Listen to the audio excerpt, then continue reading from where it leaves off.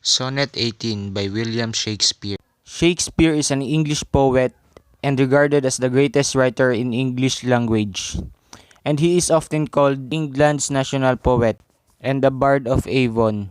Shakespeare was born and raised in Stratford. At the age of 18, he married Anne Hathaway, with whom he had three children, Susanna and twins Hamnet and Judith. Between 1585 and 1592, he began a successful career in London as an actor, writer, and a part owner of a playing company called the Lord Chamberlain's Men, later known as the King's Men.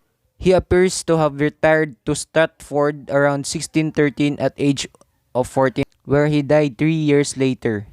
Few records of Shakespeare's private life survive, and there has been considerable speculation about such matters as his physical appearance, sexuality, religious beliefs, and whether the works attributed to him were written by others. Shakespeare produced most of his known work between 1589 and 1613. His early plays were mainly comedies and histories, genres raised to the peak of sophistication and artistry by the end of the 16th century. He then wrote mainly tragedies until about 1608, including Hamlet, King Lear, Othello, and Macbeth, considered some of the finest works in the English language. In his last plays, he wrote tragic comedies, also known as romances, and collaborated with other playwrights. Many of his plays were published in editions of varying quality and accuracy during his lifetime. In 1623, two of his former theatrical colleagues published the first folio, a collected edition of his dramatic works that included all but two of the plays now recognized as Shakespeare's.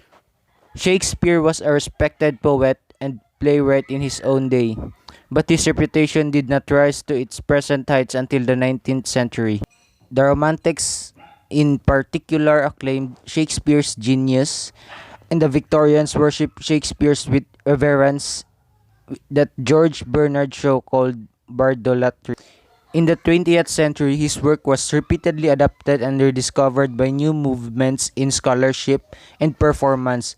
His plays remain highly popular today and are constantly studied, performed, and reinterpreted in diverse cultural and political contexts throughout the world.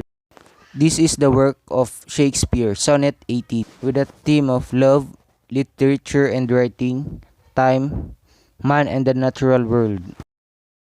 In this piece, Shakespeare used the iambic pentameter, the most common metrical pattern in poetry written in English, alternates weak unstressed and strong stressed syllables to make a 10-syllable line. Title implication: Shakespeare's sonnets are a collection of 154 sonnets dealing with themes such as the passage of time, love, beauty, and mortality. First published in 1609, quarto entitled Shakespeare's Sonnets. Never before imprinted, although sonnets 138 and 144 had previously been published in the 1599 Miscellany, The Passionate Pilgrim. The quartus ends with A Lover's Complaint, a narrative poem of 47 line stanzas written in rhyme royal.